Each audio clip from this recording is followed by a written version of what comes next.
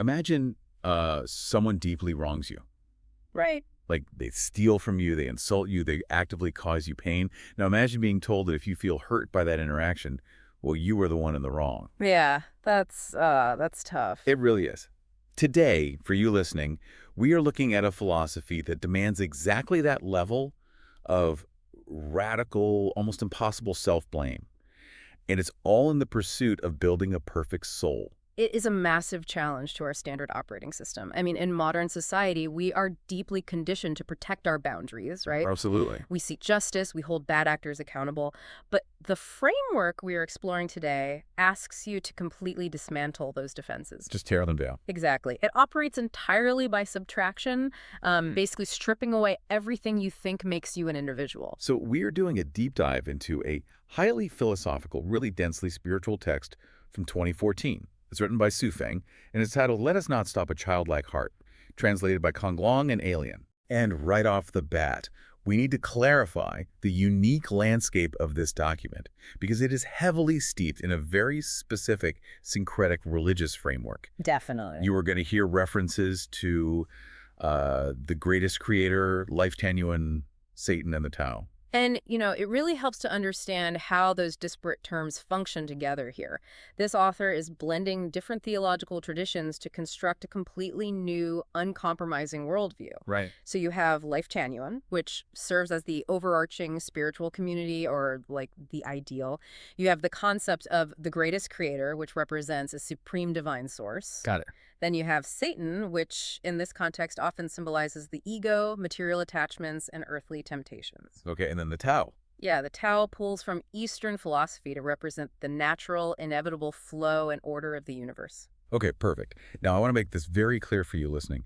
Our mission today is strictly to map out how this internal logic operates. Right, we are just mapping it. Exactly. We're not taking sides, we're not validating the theology, and we are certainly not endorsing any of these religious viewpoints. The goal of this deep dive is simply to explore how this document constructs its radical blueprint for spiritual perfection. And it is intense. So intense. The journey it outlines involves entirely abandoning the ego, embracing profound hardship, and completely surrendering to the natural order of the universe, all to maintain this state of a childlike heart. Okay, let's unpack this. Well, to really grasp the mechanics of this childlike heart, we have to look at the foundational requirement, which is the absolute elimination of the ego. Right. And this isn't just about being like a little more humble.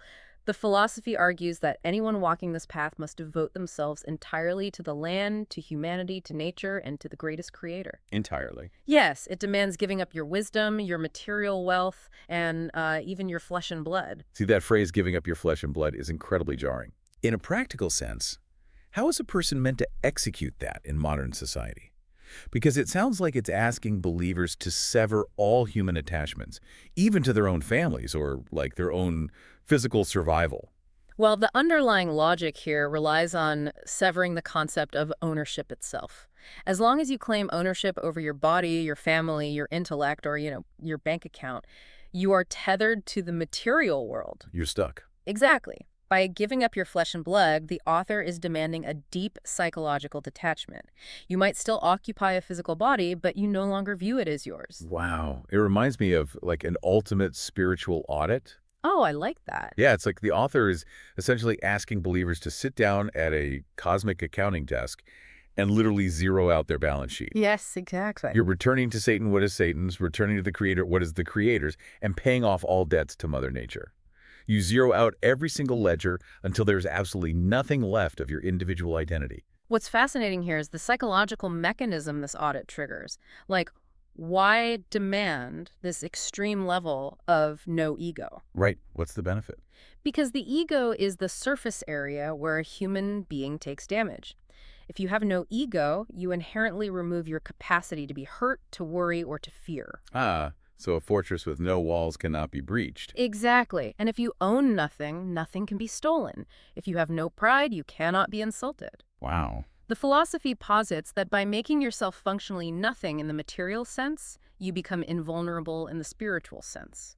The only thing remaining is an unblemished capacity to love. But okay, there's a glaring paradox here, I think. Okay, what's that? Well, if you've truly zeroed out your ego and dropped all your defenses, you're essentially walking naked into a world that actively exploits the vulnerable. I mean, how does this philosophy expect someone to actually survive that without just being destroyed? And that tension brings us to the external application of the childlike heart.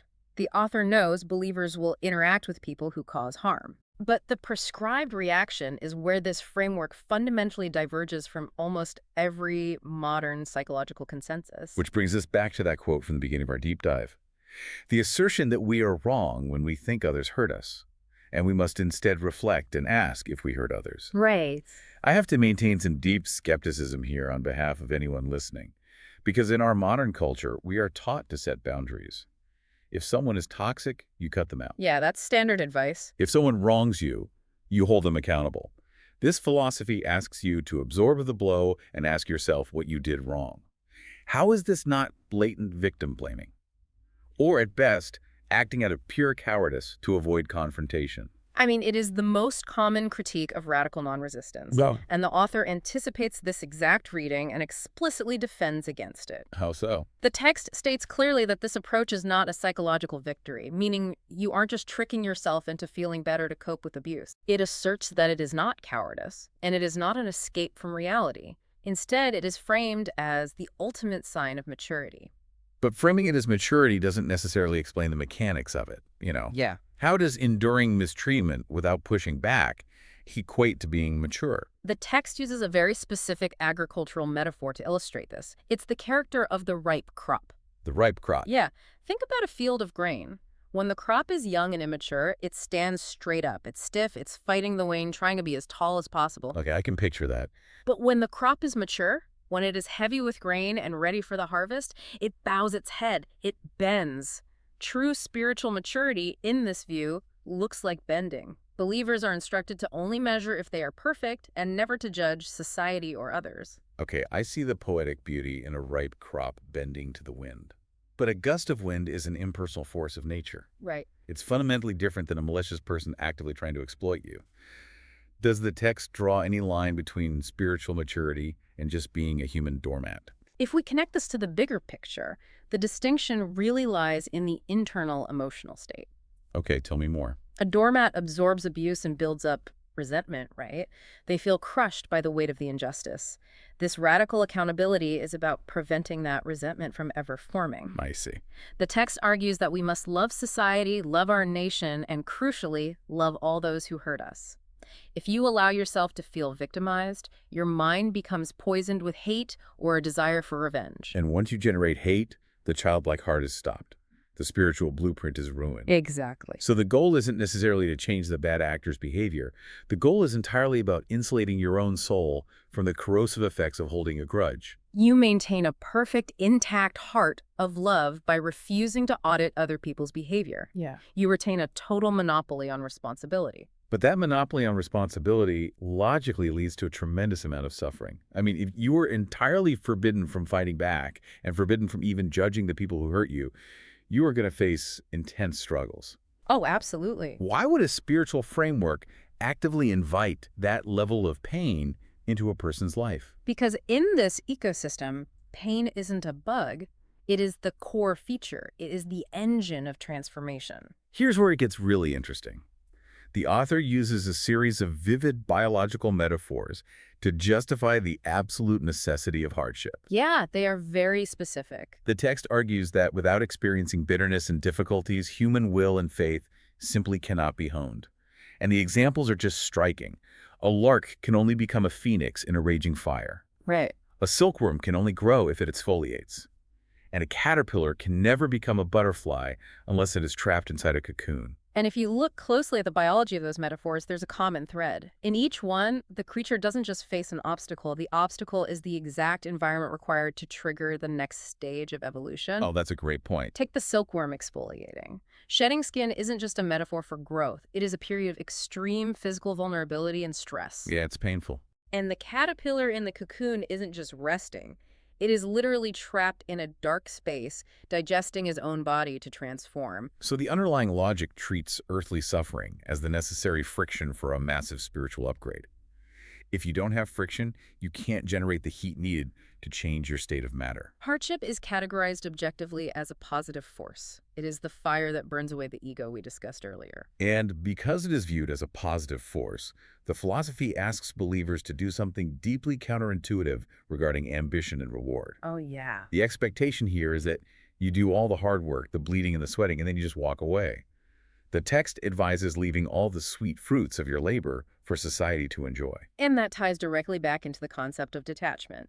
If you claim the sweet fruits of your labor, you are rebuilding the ego. Right, you're taking ownership again. Exactly. You are attaching your soul to material gains. The text explicitly states, where our wealth is, so do our souls reside.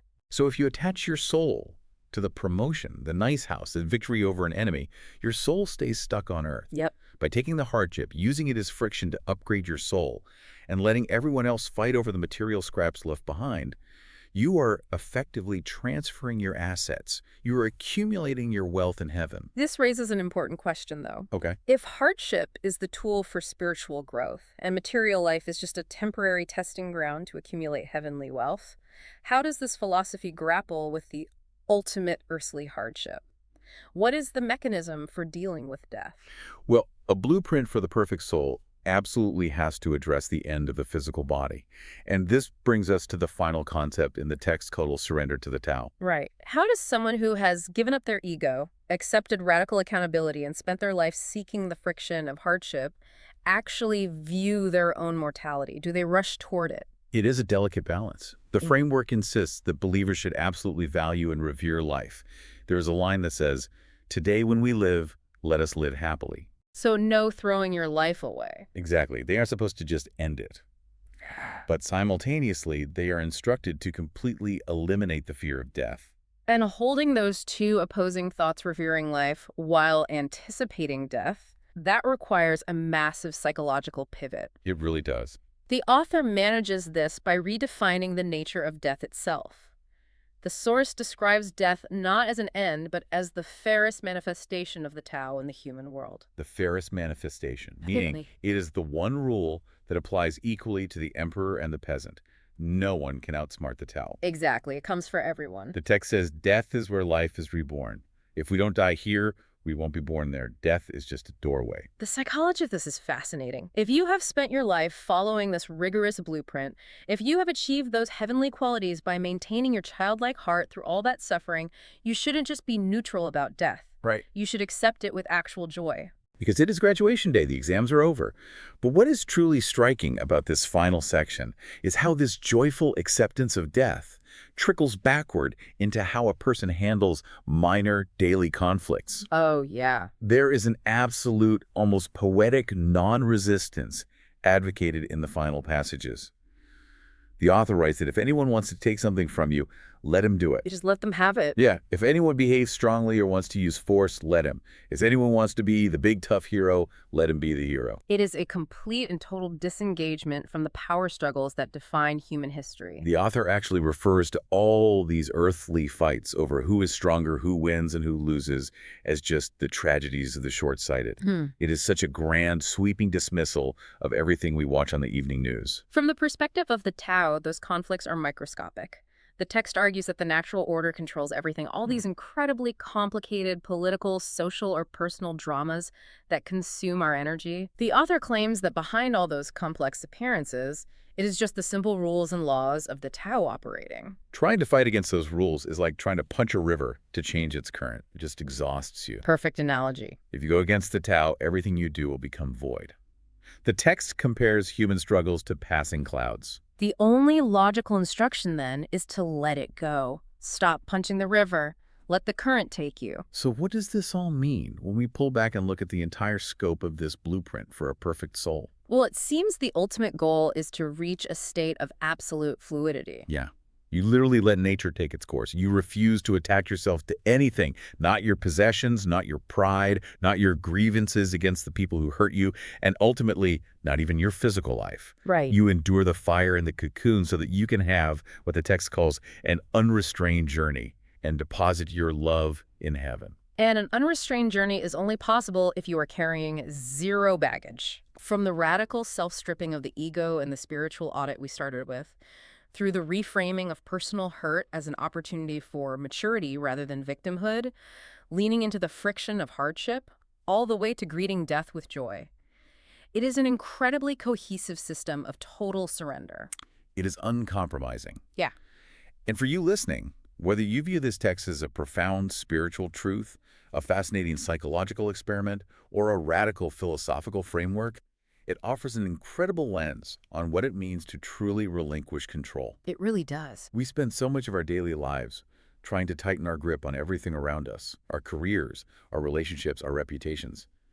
This text asks, what happens if you just open your hands? It challenges the very foundation of how we are taught to survive and succeed in a highly competitive, individualistic world. Which brings me back to where we started. We talked about blueprints and Mhm. how we usually use them to build fortresses, to make things solid, defensible, and secure. Right. But this blueprint is about dismantling the fortress entirely until there's nothing left to defend.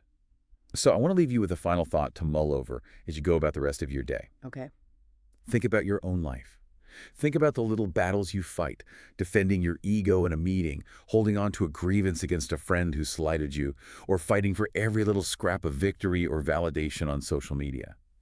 If you were to follow this text and actually stop fighting for all of that, what would happen? Would you lose your drive, your edge, and your very identity? Or would you actually uncover the exact profound peace and the childlike heart that this philosophy promises?